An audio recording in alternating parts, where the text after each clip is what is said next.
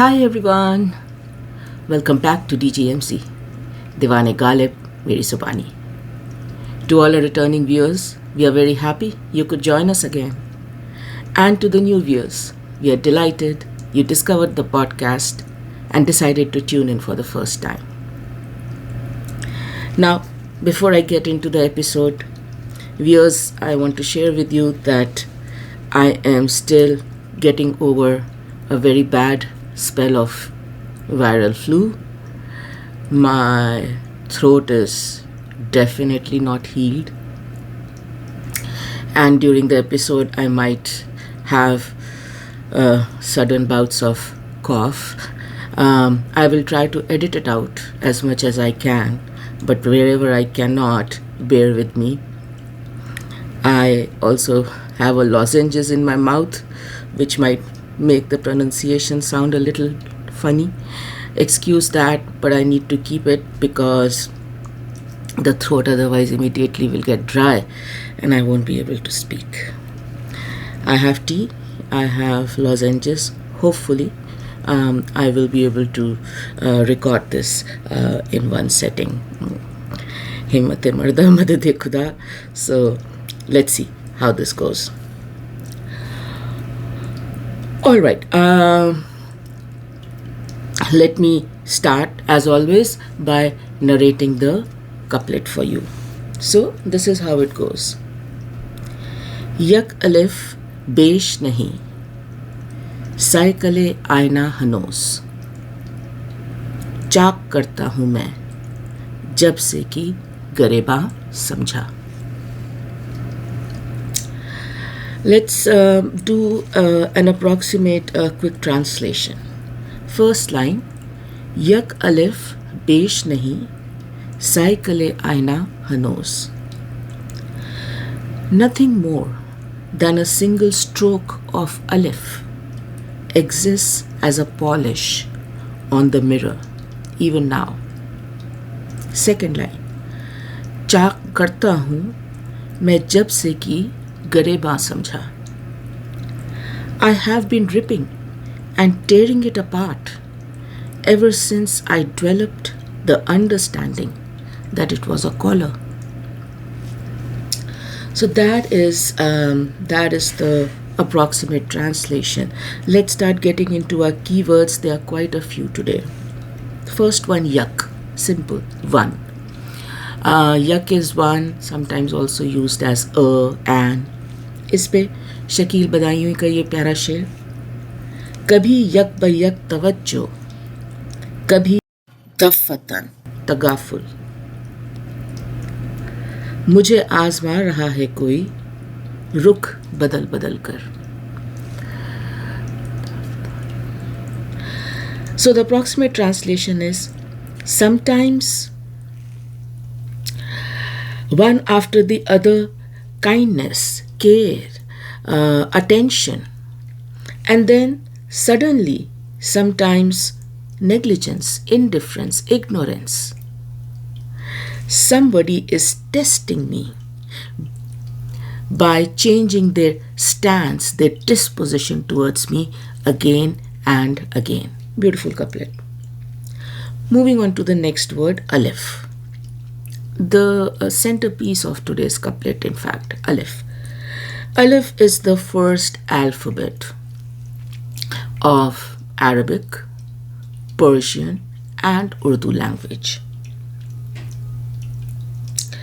It would be synonymous to the alphabet A in the English vocabulary. इस पे शाद अजीमाबादी का ये शेर, जहाँ है मकतबे हस्ती सबक है चुप रहना. जहाँ है मकतबे हस्ती सबक है चुप रहना, बड़ा गुनाह यहाँ है अलिफ से बे कहना. Yes. So the approximate translation is, in this school of the world, the lesson is keep quiet, stay silent. It is a big sin if you were to if you were to go from A to B, if you were to utter B after A, the lesson is keep quiet. And of course, be is synonymous to be in English vocabulary. Okay, moving on to our next keyword, besh. Besh translates to in excess, more of something, too much of something, lots of something. इस पर John इलिया का ये शेर, ना रखा हमने बेशो कम का ख्याल, शौक को बेहिसाब ही लिखा. Lovely, right? Approximate translation is, I never bothered about more or less. I never accounted for more or less whenever I talked about desire, passion, want. I always talked about it in the quantity of unlimited. Behisab. Moving on to the next word, cycle. Cycle is a polishing instrument, polishing of a metal, furbishing of something, finishing of something, shining up of something. That is cycle. अल्लामा इकबाल का ये शेर, वो खाक की है जिसका जुनू cycle इदराक, वो खाक की जिब्रील की है जिससे कबा चाक. And so the approximate translation is that dust. And when he says, Allama Iqbal, when he says that dust, he refers to himself. We have discussed this in the past at DGMZ, that fistful of dust is how poets call one's existence, right? Ashes to ashes, dust to dust, from that theme. So the approximate translation is that dust whose frenzy and madness serves as a polishing tool for senses, and that dust whose impact renders the garment of angel Gabriel itself into two, splits it into two, tears it into two. That dust is me. That dust is me. All right, moving on to the next word, aina, a common word. We use it in our day-to-day vocabulary. It means a mirror, a glass in which you can see your reflection. Ahmad Faraz ka शेर, सुना है आईना तिमसाल है जबी उसकी. सुना है आईना तिमसाल है जबी उसकी, जो सादा दिल हैं उसे बन सवर के देखते हैं. The approximate translation is, I've heard that her forehead, and her as in the beloved, that her forehead is similar to a mirror. That's how shiny, reflective and beautiful it is. I've heard. And hence, the ones who have a very drab, simple heart deck it up, ornament it before coming face to face with her. All right, moving on to the next word, Hanuuz. Hanuuz is, it's an interesting word. It is used in so many ways. And we have covered many couplets at DGMC for its usages. Basically, it translates to one of these usages, right? Yet, still, even now, to this point in time, not yet. So it is a very tricky word. You really have to figure out how it is being used in the sentence, and only then can you be sure of the meaning assigned to it. Mir तकी मीर का शेर, उम्र गुजरी दवाएं करते मीर, दर्द दिल का हुआ न चारा हनूज. Approximate translation is, lifetimes have passed tending to this heart of mine, but this ache in the heart still has not found its treatment. The lifetimes I've been tending to it, treating to it, but to no avail. Moving on to the next word, Chaak. Chaak is a very interesting word, very frequently used in Urdu poetry. What it translates to is some kind of cut in something, some kind of tear in something, some kind of fissure, slit in something. इस पे अपने मिर्ज़ा गालिब का शेर कहता है, कौन ना लाए बुलबुल को बेअसर, पर्दे में गुल के लाख जिगर चाक हो गए. One of our favorites here at DGMZ ties to the Gul and Bulbul theme that we discussed so many times. So the approximate translation is, who says that the laments and the love songs of the nightingale go waste? Under the disguise of blooming flowers lie 1,000 hearts ripped open, torn open, in response to those songs, in response to those laments. And then the last word, Garebaan. Garebaan is this opening at the top of any shirt or vest, top garment, right? Usually where the collar starts, usually where the collar rests. Again, Mirza Ghalib का शेर, half उस चार गिरा कपड़े की किस्मत गालिब जिसकी किस्मत में हो आशिक का गरेबा होना. Lovely couplet. Whenever we get to do the impression, it will be an honor. But the approximate translation is that, alas, the destiny of that 4 gits of cloth that was chosen to be the collar of the lover.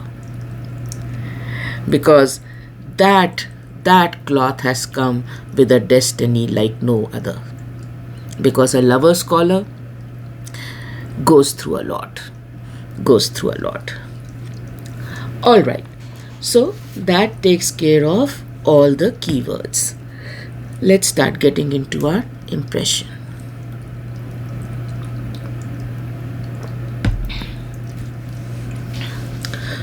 First line, Yak Alif Besh Nahin Saiqal-e-Aainaa Hanuuz. Nothing more than a single stroke of alif exists as polish mark on the mirror even now. For ease of understanding, we will split this first line into 2 parts. Let's pick up the first part, Yak Alif Besh Nahin. Now, before we start building our impression on Yak Alif Besh Nahin, we have to set up a brief background context to alif. Like we said in the keywords, alif is the centerpiece of this couplet. Now, alif is the first letter in the Arabic alphabet series. It can be used both as a vowel or consonant. It is a unique letter wherein it is almost used in every word. Almost. But yes, it has special rules of writing and pronunciation depending which word you are using it in. It's interesting to know that the letter alif has many variations. Number 1, it has 2 types, alif al-wasl, alif al-qata. Number 2, it has 4 forms.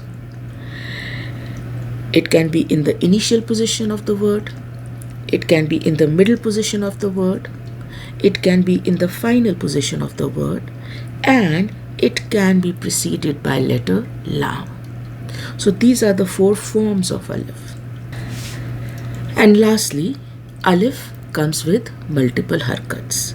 Now, I'm not an expert of Urdu language. I'm sure there are more variations and nuances, but basically put, we wanted you to get a sense of the versatility of alif, of the way it forms the cornerstone of the entire alphabet series, and by extension the language, both spoken and written. It is not just the first letter. The usage, the applicability of alif throughout the language is huge because it has many permutations and combinations. Now, though alif is an original Arabic letter, it is also borrowed by both Persian and Urdu language, making alif a shared foundational character across all three languages: Arabic, Persian, Urdu.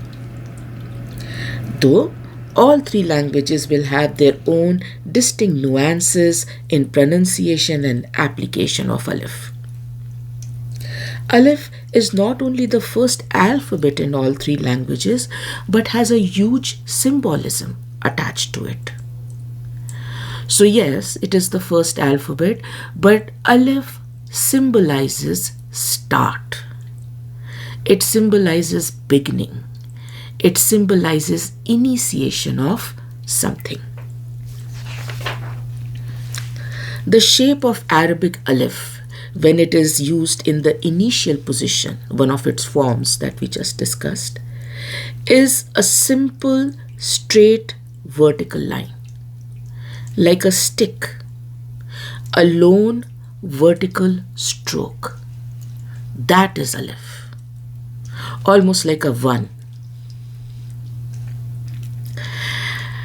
Now, on a side note, right, something which we discovered during our research was, it is very interesting that it's not only alif, right, that is not just the first alphabet, but is also symbolically initiation, beginning.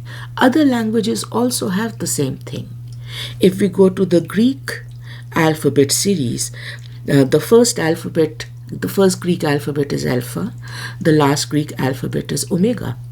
And you will commonly hear this used as a phrase, the alpha and omega of something, right? Alpha and omega, again, symbolize, in addition to being first and last alphabets, they symbolize God as the beginning and end, representing totality and eternity.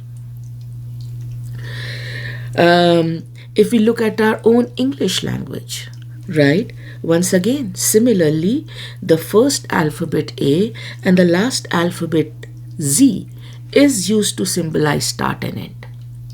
One of the most famous examples is the Amazon logo, right? A to Z, it has an arrow which says A to Z of all shipping, and the arrow is also the smile for customer satisfaction, right? So all that to say that these alphabets, in addition to their position in the alphabet series, carry this huge symbolism with them.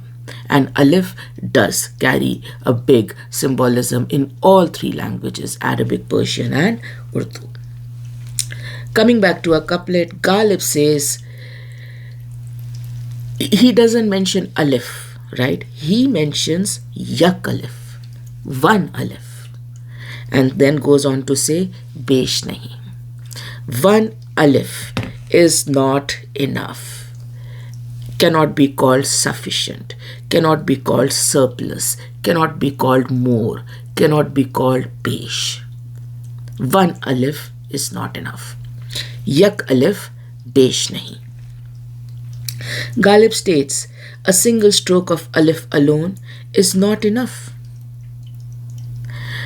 By extension, what he is saying is initiation of something, start of something, beginning of something alone is not enough. It's not enough. Let's move to the second part of the first line. Saiqal-e-Aainaa Hanuuz.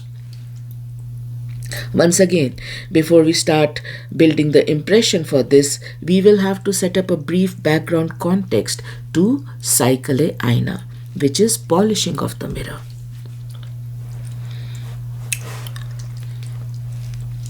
It is important to note that the fact that Ghalib uses cycle with Aina means he is talking about polishing of a mirror. And therein lies the clue that this is not the mirrors we use in today's time. Mirrors made of glass with painted backs that cause the reflection to happen. What Ghalib is referring here are the ancient metal mirrors, mirrors made out of metal. Before the invention of modern glass mirrors, ancient civilizations used discs of highly polished metal made from copper, bronze, silver, or sometimes even gold, with decorative handles or knobs to see their reflection. These metal mirrors were luxury items used for grooming, rituals, status. In fact, these mirrors used to be buried with the elite to guide them in the afterlife or protect them from spirits.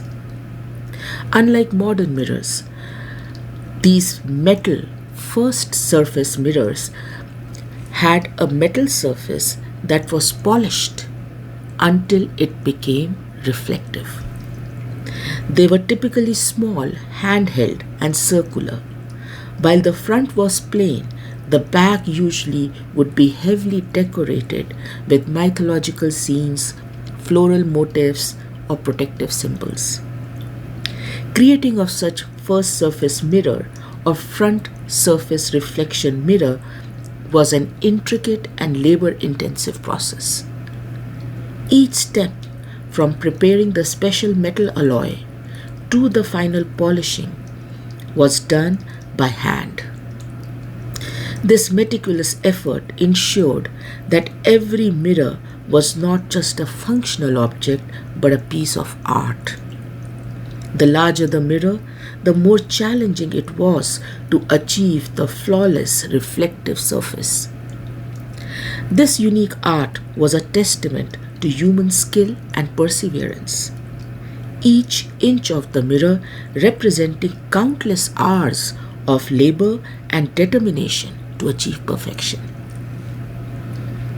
Usually such mirrors had small dots and scratches that were an inherent part of its creation and were unique characteristics that distinguished these mirrors from modern-day mass-produced mirrors.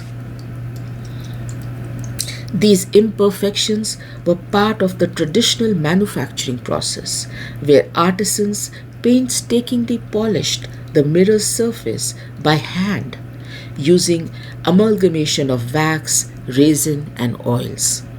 This method is what, in fact, transformed the piece of dark, opaque metal into a mirror with clarity and sharpness. It's important to know that part because it will play into the couplet very heavily. Coming back to the second part of the first line, Saiqal-e-Aainaa Hanuuz. Saiqal is derived from an Arabic word and it means, like we covered in the keywords, polishing, cleaning, shining up something, furbishing something. There are phrases, right? Saiqal Gar will be a professional polisher, right? Saiqal Gari would be the art form or the craftsmanship of polishing, and Saiqal Shuda would be something that has already been polished or burnished. Beyond its literal meaning, right, of physical polishing, the word Saiqal in Urdu and Persian literature has a metaphorical meaning also, where it is used to symbolize purification, refinement, spiritual cleansing, attaining of divine knowledge, right? So that is also a very beautiful metaphorical meaning of Saiqal. Ghalib in this first line highlights how the labor-intensive craftsmanship required in transforming a piece of opaque metal to a bright, reflecting mirror cannot be achieved by a single alif-shaped polishing stroke. Besh Nahin, it will not be enough. A single alif stroke of polishing will not be enough to achieve this. By extension, This transformation is not at all easy, and one single alif stroke on the metal is not enough for it. It will in fact require all alphabets, haruf-e-tahaji, to be drawn on the metal, not just once but multiple times, again and again, to slowly and painstakingly transform the piece of metal into a beautiful reflecting mirror. This is the act of actually creating, breathing Jawhar into Folad. Jawhar is the essence, the edge, right? And Folad is metal. You can only imagine, right? A dark, dead, opaque piece of metal. To turn it into a reflecting mirror is nothing short of magical, right? It's nothing short of magical. It's like breathing life, breathing light into the piece of metal. The symbolism Ghalib draws here through the process of metal transforming into a mirror is intense. Abrar Azmi का ये शेर, मैंने कल तोड़ा एक आईना तो महसूस हुआ, इसमें पोशीदा कोई चीज़ थी जौहर जैसी. The approximate translation is, yesterday when I shattered a mirror, when I broke a mirror, only then did I realize that hidden in this mirror there was something called essence, called light. Yak Alif Besh Nahin Saiqal-e-Aainaa Hanuuz. Nothing more than a single stroke of alif exists as polish on the mirror even now. By extension, there is minimal to no polish on the mirror yet. Still, it is a piece of dark, opaque metal with one single stroke of alif in terms of polishing on it. Therefore, this piece of metal has a long, long, long journey ahead of it before it can transform into a mirror. Anees Ashfaq का ये शेर, जौहर बगैर कीमत आईना कुछ नहीं, आईना ले भी आए तो जौहर कहाँ से लाएं. Right? The approximate translation is, without the edge, without the essence, the mirror is worthless. You can get a mirror, but where will you get the essence? Where will you get that edge? Where will you get that reflection, that light in it? That has to be developed. That requires hard work. Metal alone will not give it to you. You have to create it with manual labor. Otherwise, जौहर बगैर कीमत आईना कुछ नहीं, आईना ले भी आए तो जौहर कहाँ से लाए. All right. That takes care of the first line. Let's start moving into the second line.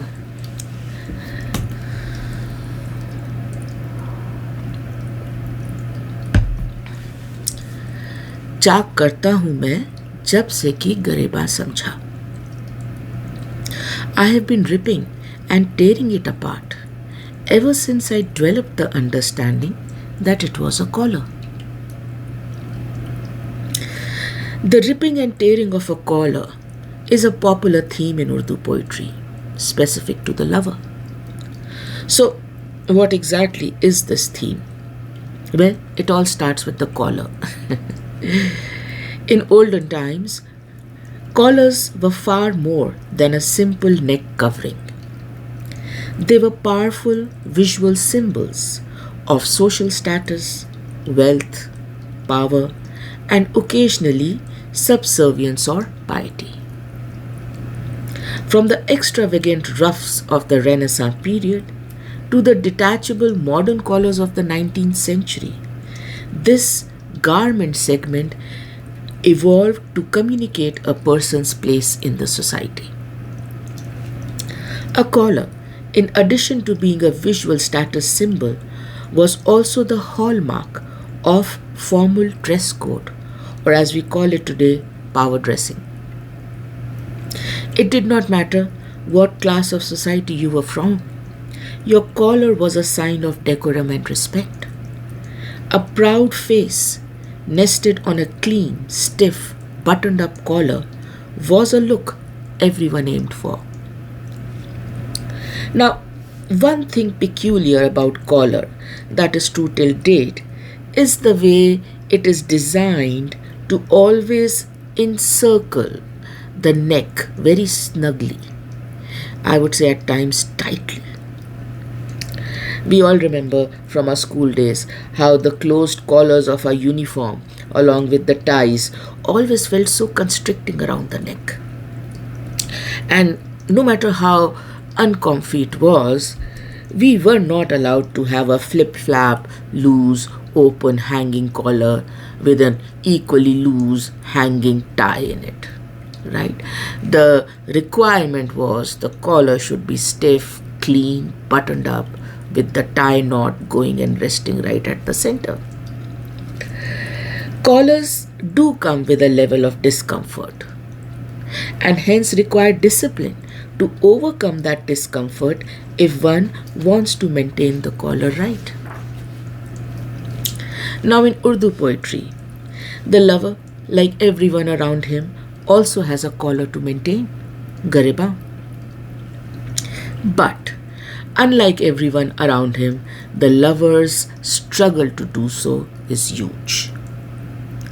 Suhail आज़ाद का ये शेर, दिल हमें चाक गरेबा नहीं होने देता और जुनू तंगिए दामन नहीं होने देता.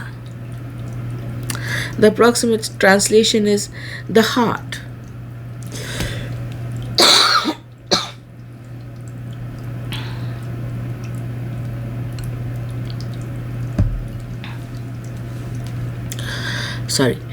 The approximate translation is the heart does not allow me to rip and tear open my collar, and the passion doesn't allow me to stay constricted within the collar, within the garment. As a lover, I'm torn. फना बुलंदशहरी का ये शेर, ए ज़ब्ते दिल ये कैसी कयामत गुजर गई, दीवानगी में चाक गरेबां हो गया. The approximate translation is, oh patience of my heart, what kind of calamity has befallen over us? In my madness and frenzy, the collar has been torn apart, ripped open. The passion, the madness in passion is such that it makes the lover rip and tear his own collar. This act has a twofold objective. Number one, the lover actually needs to free his throat from the physical restriction of the collar and allow himself to breathe in extreme, intense emotional moments of madness and grief. Number two, the lover rips the collar as a sign of rebellion against the constricting norms of society's decorum and class. Such is the visual impact of this intense act that a torn, ripped collar is in fact part of the lover's identity, is part of the lover's image. अज़द सहरी का ये शेर, खू चका कल्ब और जिगर, चाक गरेबां निकला, जो तेरी बज़्म से निकला सो परेशान निकला. Approximate translation is, with their heart and liver dripping blood and with their collars ripped, torn apart, whoever exited your gathering, beloved, exited it in a frenzied state. So the fact of the matter is that in the lover's world, the code of dressing is very different. In the lover's world, a clean, stiff, buttoned-up collar is a sign of a lover who lacks the passion, the madness, and the rebellion that is required in love. A ripped, torn collar, however, is what's respected in the lover's world. Sohail Azimabadi का ये शेर, सीना figure चाक गरेबां कफन बादोश, आए हैं तेरी बज़्म में इस पाकपन से हम. The approximate translation is, with my chest wounded, with my collar ripped open, and with my own shroud on my own shoulder, this is the style and elegance I am entering your gathering in with. This is the style I'm gonna enter your gathering in with. Amit Goswami का ये शेर, लो अब तो कर लो मेरा कैस और कोहकन में शुमार, बदन भी चाक है दामन भी तार तार सा है.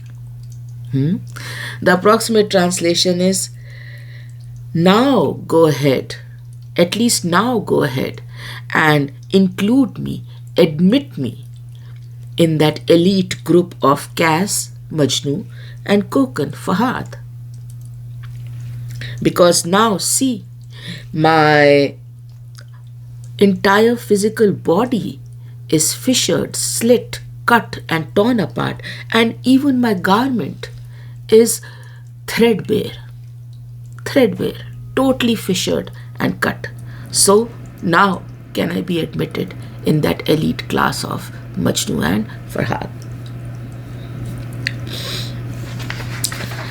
Now that we have a good insight into the theme behind the lover tearing their collar in passion and madness, let's see how Ghalib uses this in today's couplet. What is the specific context? चाक करता हूँ मैं जब से कि गरेबा समझा. Ghalib says, ever since I, as a lover, became aware of my collar, its symbolism and its restrictions, I have been tearing it open, ripping it open, again and again and again. This effort from Ghalib the lover to tear and rip his collar continuously is his effort to free the passionate madness of his love, to allow it to come out in the open for everyone to see. This effort is the rebellion of the lover against the societal norms that demand that love and passion be kept hidden, under covers and in secret. Also worth noting is that the reason for the lover ripping and tearing open his collar again and again could probably be because he is stitching or repairing it again and again, both physically and symbolically, and then he has to tear it open again when the passion, madness demands. Mirza Ghalib का शेर, फिर वज़े एहतियात से रुकने लगा है दम, बरसों हुए हैं चाक गरेबां किए हुए. The approximate translation is, once again I'm starting to choke under the weight of the demands of decorum and dignity and society. It has been ages since I let go and torn my collar apart. So what we have covered so far is the summary of the second line, that Ghalib is tearing the collar again and again ever since he became aware of its symbolism and its restriction as a lover. The interesting thing is that the second line is not done yet.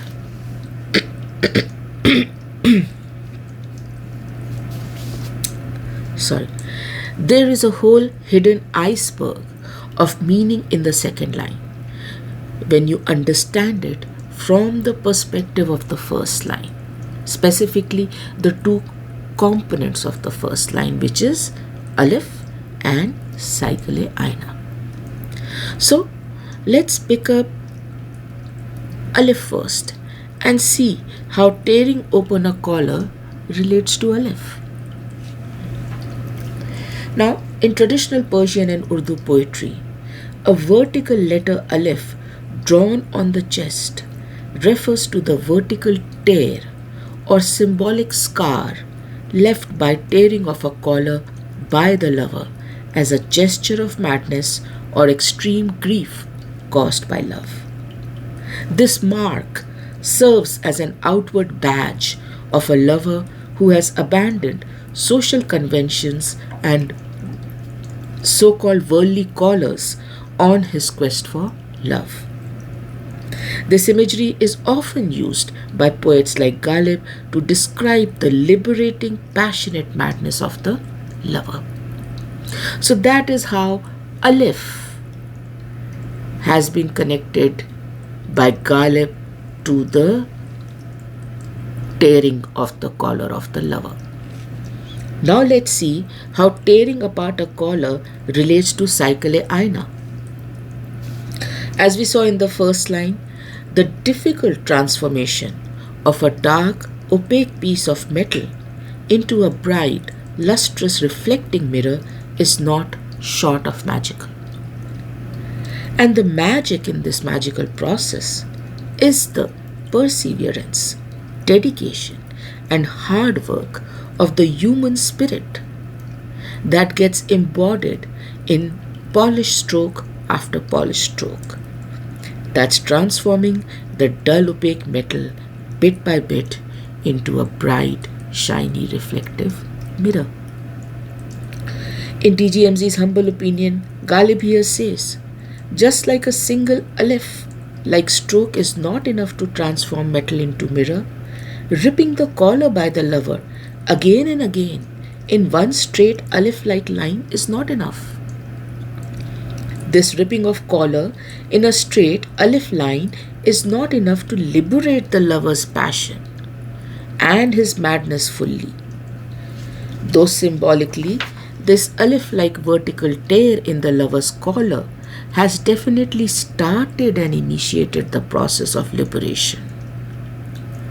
It certainly has not completed it. Besh Nahin. It's not enough. So that takes care of चाक करता हूँ मैं जब से कि गरेबां समझा, both as an independent line and as it connects to the first line.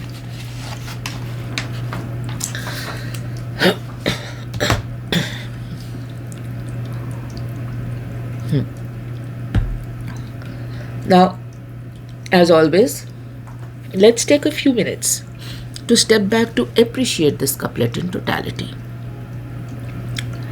The complex crafting of this couplet is primarily around the three story lines that Ghalib is running in parallel. Three stories about three different concepts that on the surface have little to no connection with each other. That, as we know, is a favorite Ghalib trick. There is always a connection. There is always a connection. The question is, will we be able to figure it out or not? Will we be able to appreciate it or not? So what is the first storyline? It is of Alif, the alphabet, the first alphabet, the powerful symbolic first alphabet of the three top famous languages, Arabic, Persian, Urdu. Ghalib in today's couplet talks about Yak Alif, one single Alif alphabet by itself, standing on its own. Powerful, symbolic, yet not enough. Besh Nahin. Because though Alif can give the language a strong start, it cannot build it by itself. Alif requires the entire series of alphabets, huruf-e-tahaji, to build the language. Imagine the journey of a single alif to, let's say, a Ghalib couplet. One cannot even imagine it, but briefly put, from the alphabet will evolve words. From words, simple phrases and simple sentences. From those, basic spoken and written language. And then finally will come the thinkers, the philosophers, the poets who will pick this up and magically transform complex thoughts and emotions using this into spoken and written word. वो जो कहते हैं ना मजबू बांधना, तब जाके होगा. Therefore, Alif is a good start, it is a strong start, but it is not enough. It is not enough, it needs more, so much more. So that is the first storyline. Second storyline is the polished mirror. Once again, an example that highlights that one starting polishing stroke is not what will magically transform a dark, opaque piece of metal into a beautifully alive, reflecting, polished mirror. This initial effort will have to be done again and again and again with patience and love and perseverance to make this magical transformation happen. Otherwise, Yak Alif polishing stroke, one Alif like polishing stroke is not enough. Besh Nahin. And then the last, third storyline, right, which is about the lover tearing their collar.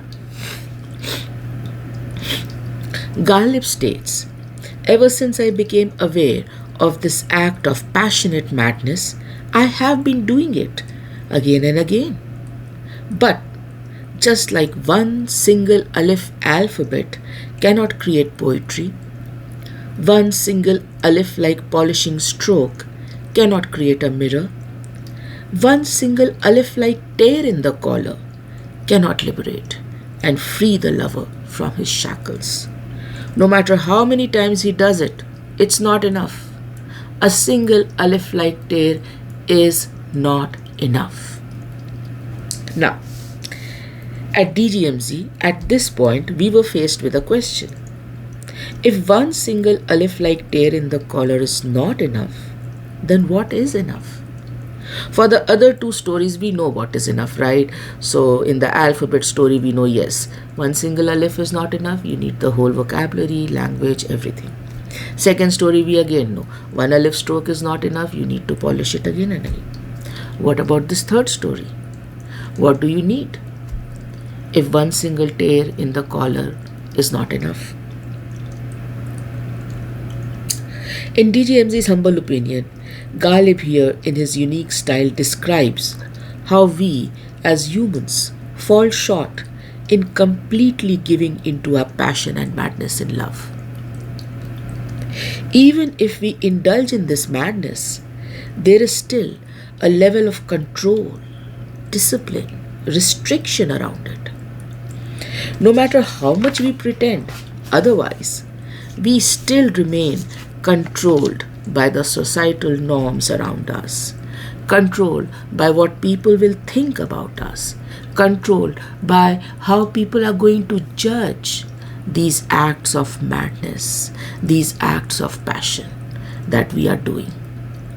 Therefore, if as a lover you are tearing up the collar again and again in this one clean, vertical, Alif-like line, you are not doing justice to the madness and junoon inside you.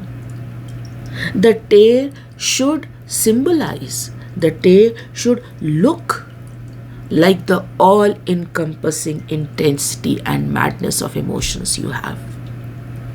A single Alif-like vertical tear does not do justice to that intensity of emotions. Now, this is lover context, yes, but even for any act of passion that we do, anything out of passion that we do, we are obsessed by it, we are mad about it. No matter how intense we are about it, so many times our actions are still restricted. हम सब कुछ छोड़ के ये करना चाहते हैं, पर हम नहीं छोड़ेंगे सब कुछ, पकड़े रहेंगे हम वो सब भी और ये करने की कोशिश करेंगे. So प्रोजेक्ट हो, लव हो, कुछ भी हो, right, formal type of effort, right, which on the surface looks very intense and very passionate, and collar फाड़ दिया एक सिंगल टेर में, एक सिंगल लाइन का टेर दिख रहा है कॉलर में. According to Ghalib, that's not enough. That's not enough. It is not doing justice to the emotion, to the passion that you actually hold inside you. Now, Ghalib तो नहीं कर पा रहे, उनका तो कॉलर वर्टिकल लाइन में फट रहा है, तो कौन कर पाया ये, वो भी एक क्वेश्चन है. And here in DGMZ's humble opinion, till date, only one lover we are aware of who indeed had the madness, had the courage, had the perseverance to do justice to Chaak Garebaan in a way that was at par to his madness, at par to his passion, at par to his love and Junoon, was Majnoo. Majnoo, the embodiment of Junoon itself. His was a Garebaan that was not just carrying one alif in its tear. Majnoo's Garebaan in itself carried the entirety of the language. Majnoo's Chaak Garebaan did not only tear his physical garments, but his physical body too. And each tear was like a polishing stroke that kept transforming his passion and madness for Laila into a reflecting, bright, divine love. That for this third story would be enough. That type of Chaak Garebaan would be what it will take in this third story to get the finished product, to get the transformation, the magical transformation of a dark, dead, opaque metal to a bright, live, reflecting, polished mirror. That is what it will take. Will we ever be able to achieve it? $1 million question. Well, as long as we remember Yak Alif Besh Nahin, Ghalib will keep us inspired to at least try to achieve it. And that is enough. That is more than enough. रज़ी उद्दीन का ये शेर, दीवाना-ए-खिरद हो कि मजनू-ए-इश्क हो, रहना है उसको चाक गरेबां किए हुए. The approximate translation is, whether you are a obsessed lover of wisdom, or you are an obsessed lover like Majnoo of love, in either case, the collar has to be ripped open, torn, fully tattered. Not one straight, clean alif line. No. Fully tattered. Basically, the approximate translation is this, but the symbolic meaning is that it's not just love. Anything. If you are seeking wisdom or if you are seeking love, half-hearted attempts will not get you there. They will be besh nahin. You will have to go all out. Whatever all out means for you, right? Whatever all out means for you, you have to go all out. There is no escaping the madness. There is no escaping the junoon, the frenzy, the all-encompassing passion. If you want to do anything well, if you want to go through the magical transformation from a dark, dead piece of metal to a bright, luminous, reflecting mirror, Chaak Garebaan is necessary. Chaak Garebaan is necessary. So don't try to escape it. Embrace it. Alright, so that brings us to the end of Yak Alif Besh Nahin Saiqal-e-Aainaa Hanuuz Chaak Karta Hoon Main Jab se ki Garebaan Samjhaa. This is the way the couplet came through to us. There are, of course, many other ways. The mere fact that Ghalib has 3 stories running in it creates a potential of so many permutation and combination. If you perceive the story in a different way, do share it with us. We are always very keen to know. We are Ghalib fans. We love different interpretations of Ghalib. We genuinely believe there is never one. There was never supposed to be just one interpretation of Ghalib. Alright, now for the new viewers, as always, please access the episode titled Introduction to DGMZ, because it will give you a good insight into the motivation and inspiration behind this podcast. For our regular viewers, whenever you have time, please go to the homepage of the channel, surf the playlist segregated by topics, pick an episode that interests you. If you haven't joined us on the Facebook page, we invite you to join us there. We would love for you to interact with us there. Lastly, a reminder for any viewer who wants to access this episode in a language other than English, maybe Hindi, right? The step-by-step instruction to do that is on your screen. Please use that, change the settings, and YouTube will now translate the entire episode for you in the language you choose and give it to you as subtitles. I think it's a great option if you want to hear this episode in a different language. Now, allow me to go ahead and close this episode by sending a lot of love and light to all you dear viewers, and thanks for watching.